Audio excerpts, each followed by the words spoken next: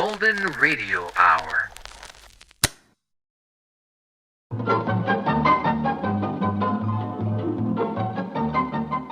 This is Nightline, your open door to people and places, and this is Walter O'Keefe. Nightline invites you to listen in on NBC's award-winning science fiction series X-1.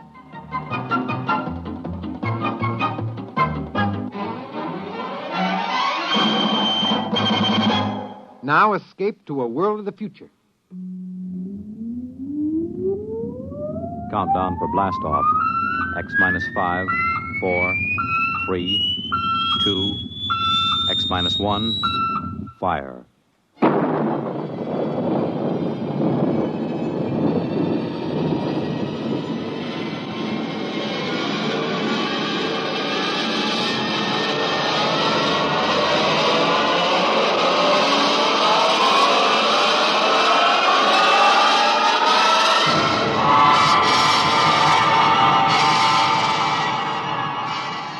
From the far horizons of the unknown come tales of new dimensions in time and space. These are stories of the future, adventures in which you'll live in a million, could be years, on 1,000 maybe worlds. The National Broadcasting Company, in cooperation with Galaxy Science Fiction Magazine, presents X minus one.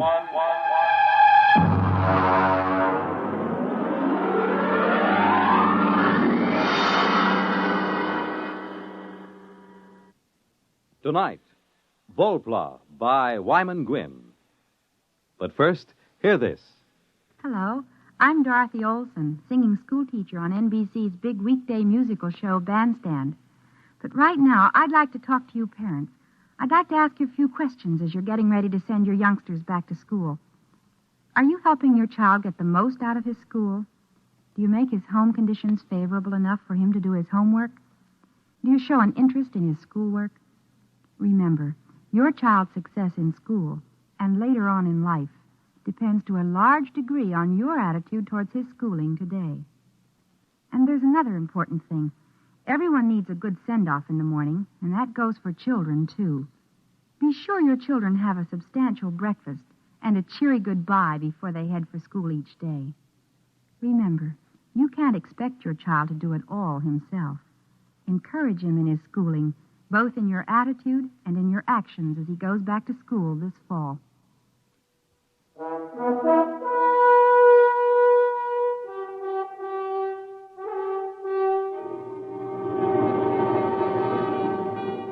Now, X-1 and Volpla.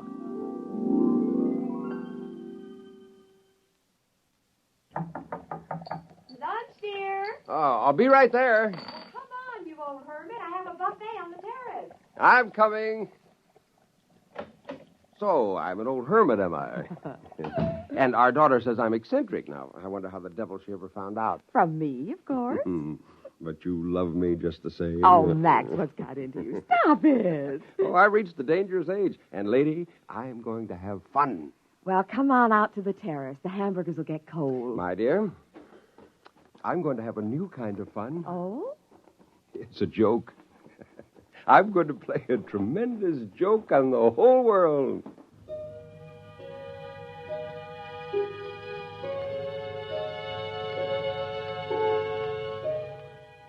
I had been working for this moment for 10 years, and now, Volplas, 3 of them, a male and 2 females. I had called them Volplas since that day 10 years ago when I got the idea of creating a flying mutant, which I would teach to feed, play, and talk. Now I was almost ready to play my joke on the world. After lunch, when I returned to the lab, the Volplas were moving about on the mattress where I'd placed them, and the male was trying to stand. They were about 28 inches high. Except for the face, chest, and belly, the Volplas were covered with a soft, almost golden down. The skin was pink. Upon his head and across his shoulders, the male had a shock of fur as soft as a chinchilla. The cranium was in the same proportion to the body as it is in the human. And they were shockingly human-eyed. When the male spread his arms, the span was 48 inches. I held his arms out and tried to tease the spars open. These spars turned backward and ran alongside the wrist almost to the elbow. Powerful wrist muscles could snap them outward and forward. Suddenly, as I teased the male Volpla, this happened. The spars shot outward, adding 9 inches to each side of a span. The lateral skin, that had until now been resting in folds, was tightened into a golden plane that stretched from the tip of the spar to his waist. A true gliding plane, perhaps even a soaring plane. By 4 o'clock that afternoon, they were ready for their first solid food.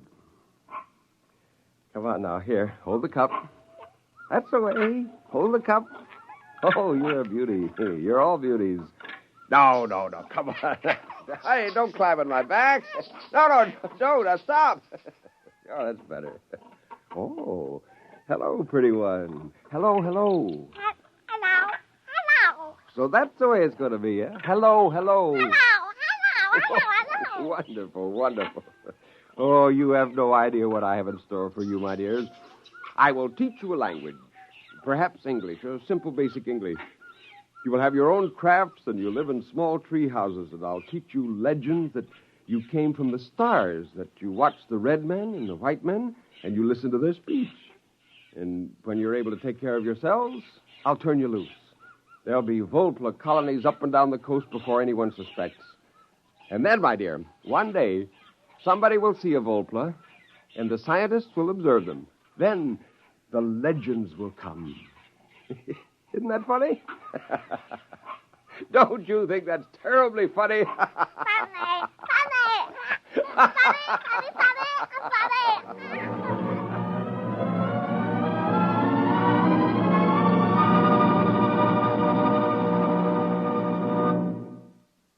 You're listening to Volpla.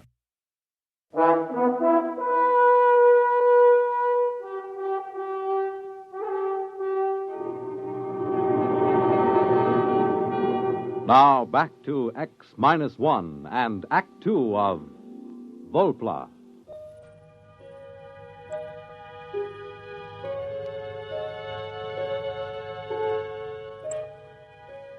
I used the metabolic accelerator to cut the Volpla's gestation down to 1 week, and I used it to bring the infants to maturity in 1 month. By the next spring, I had a colony of over 100 Volplas, and I shut down the accelerator. From now on, they could have their babies in their own way. I had devised a language for them, and I carefully adulterated it with English, as if they had observed us and learned. My Volplas were amazing. They were bilingual. Well, Jane and Susie went down to Santa Barbara for a week, and I took the opportunity to ship the male and the oldest 2 females out of the lab. I put them in a Jeep beside me and drove to a secluded valley about a mile back in the ranch. Tree, rock, sky. That's right, Chief. That's the sky. All right, come on now. Everybody out. Run, jump. Jump, run, sky. That's right. Take off. Go ahead.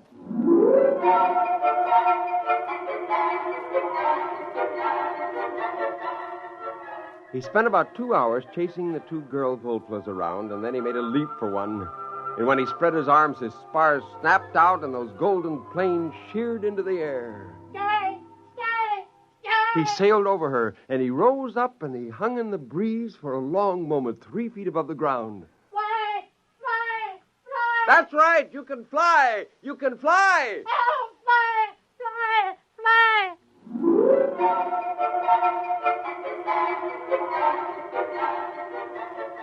They learned quickly and brilliantly. They were not really flyers. They were gliders and soarers. Before long, they took agilely to the trees and launched themselves in beautiful glides for hundreds of feet, banking and turning and spiraling to a gentle halt. Oh, I laughed out loud with anticipation. Wait until the first pair of these is brought before a sheriff. Wait till the newspaper reporters are routed out into the hills to witness this. When they were tired, the Volplas lay on their backs with their planes stretched out. The oldest one came over to me. He squatted, his elbows resting in the ground, his wrist crossed at his chest. Before the red men, we live here? That's right. In places like these, you lived all along these mountains. Now there are very few of you left. Since you've been staying in my place, you've naturally forgotten the ways of living outdoors. We learn again. We stay here? That's right. Now, look. You see up in that tree? That's a bird.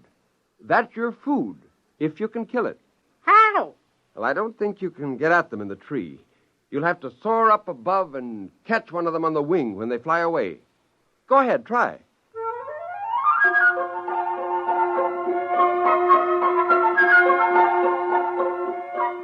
He climbed the tree and launched himself and caught a warm updraft from the hillside. In no time, he was about 200 feet away. He began working his way, crisscrossing back to us, and then suddenly he dived. He caught the bird! He caught the bird! Bird! Bird! Bird! We eat! Yes, you eat this. I'll show you how to build a fire.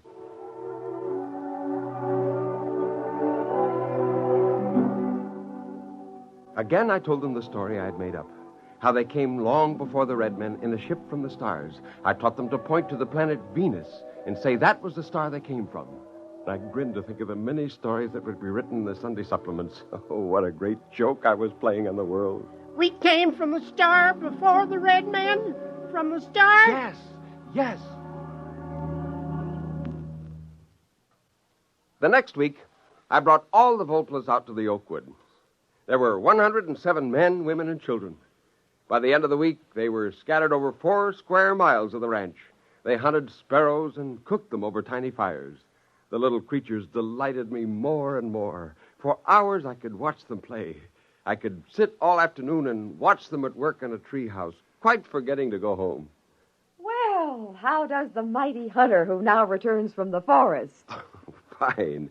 Oh, I've been enjoying the local animal life. So is our daughter. What do you mean?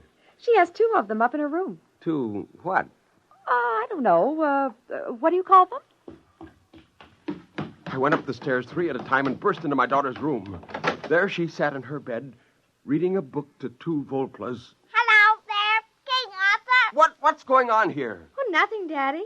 We're just reading like we always do. Like always? How long has this been going on? Oh, weeks and weeks. How long is it since that first time you came here to visit me? Weeks and weeks. But you're teaching them to read. Oh, of course. They're such good pupils and so grateful. Daddy, you won't make them go away, will you? Oh, Jane, why did you tell me such a thing like this was going on? Now, you listen to me, mister. Your whole life is a secret from us. Just what makes you think your daughter can't have a little secret of her own? Oh, fine secret. Didn't it occur to you that this might be dangerous?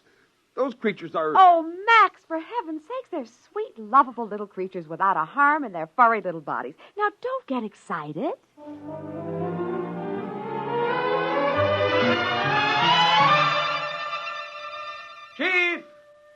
Chief!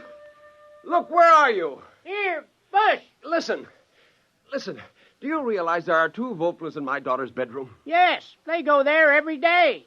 Is there anything wrong with that? But she's teaching them the words men put on paper. Yes, you told us men may be enemies. We wish to learn so we can protect. I have Thing here. Well, that's the San Francisco Chronicle. We've been taking it for some time from box at your house. Oh. I have learned from the others. I can read most of this. It was terrible. The whole wonderful joke of the Volplas would be lost. But I knew what I would have to do. I'd have to explain that my family and I had found a colony of them in our ranch and taught them English and taught them to read. I was stuck with that. Men are dangerous. They will shoot us with guns if we leave here. No. Now listen. When they know who you are, they'll leave you alone. Now, you must disperse all your families at once.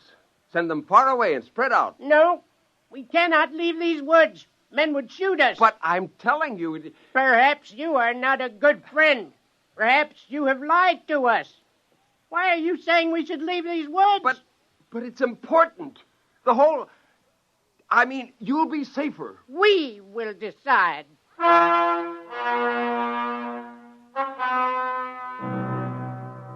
The whole thing was critical. It could be disastrous.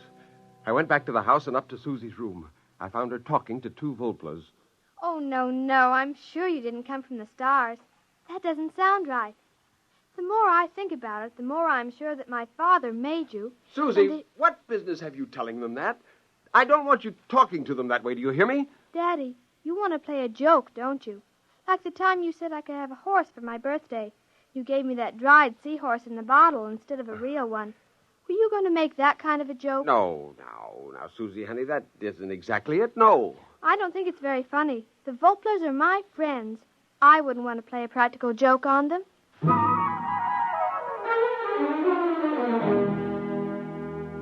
Chief! Chief, where are you? Chief! Oh, confound it, the fires are out, none of them around. Chief! Are you up there in that treehouse? Where are you? Where are all of you? You've got to listen to me. I made you. The joke, the whole joke is spoiled. Where are you? Chief! Volplas! Volplas!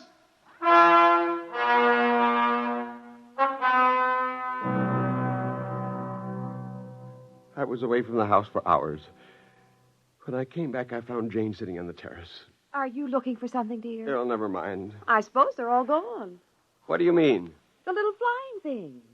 I saw them fly by about 4 in the afternoon. You did? Where did they go? Over that way. You could see them soaring over the trees. Oh, it was so pretty. Where's Susie? She's been watching television. She's all excited about the rocket flight, you know. What rocket? Oh, you have been living in the woods. The Venus rocket. My goodness, it's been in all the newspapers. Well, where are you going? Well, I've got to talk to Susie. Susie! Susie! Shh, Daddy, the rocket's almost ready to go. Listen. It approaches 0 hour now. The rocket stands tall and silvery. The gantry crane is pulled away now. We're actually at least 5 miles away, watching from the remote monitors. There's some disturbance now. It seems to be some birds. Big birds, like a flock of owls circling the ship. Oh, Daddy, look. Hey, wait a minute. They're flying through the hatch. It seems to be jammed open. Well, this is certainly an unforeseen development. The men on the ground are driving a motor-driven ladder up to the ship, and the owls seem to be fighting them off. Oh, there goes the hatch. It's closed. Those birds are inside, and they're big birds, big as eagles. As we told you previously, ladies and gentlemen, the rocket is on automatic fire. It'll go off in precisely 10 seconds. We stared at the television screen. We saw the red blast of fire and the silvery rocket streak up into the sky, the cameras following. Our reporter at scientific headquarters reports that none of the rocket telemeters are recording. The owls who blundered into the open hatch in this heartbreaking accident seem to have disrupted the automatic recorders. The control circuit cannot be altered. The rocket will land on Venus as scheduled. Daddy, those weren't owls, were they? No, they weren't.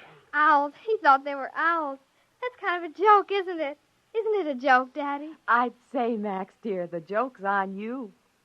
Wait till men land on Venus and find Venusians with a legend about their great father in California.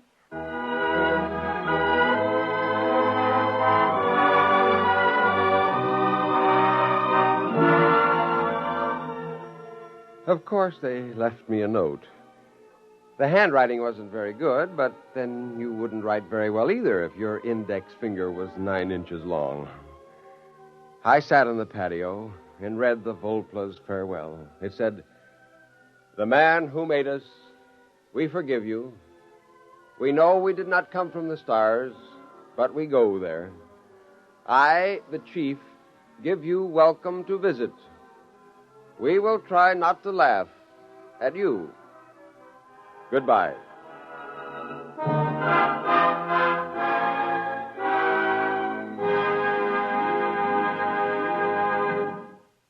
Fred Collins speaking, and I'll have a word for you about tonight's X-1 in a moment. Say, Bert Clark, My True Story's coming our way. Monday is the moving day. That's good news for me. My True Story on NBC. Well, that's good news for everybody, Dorothy Olson, for all the millions of women who've been faithful listeners to My True Story during its 15 fabulous years in radio. And for all the millions more who now have an opportunity to hear these complete stories every weekday morning in the half-hour time period just before our NBC bandstand. And I think we ought to remind everyone, Bert, that this is the same My True Story that has been one of radio's most popular morning programs. With a complete drama every morning about people and their problems. still acted by wonderful casts and adapted by Margaret Sangster from material supplied by True Story magazine. Same time, but new stations. So take note and don't miss a single broadcast. Starting Monday, September 2nd, you'll hear My True Story at this spot on your dial, just before NBC Bandstand over most of these NBC stations. You have just heard X-1, presented by the National Broadcasting Company in cooperation with Galaxy Science Fiction Magazine. Your announcer, Fred Collins. X-1 was an NBC Radio Network production.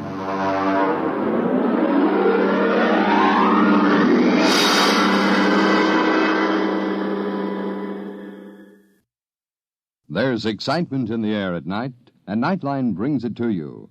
Hear Nightline with Walter O'Keefe, next on most of these NBC stations. Thank you for listening. Please like and subscribe.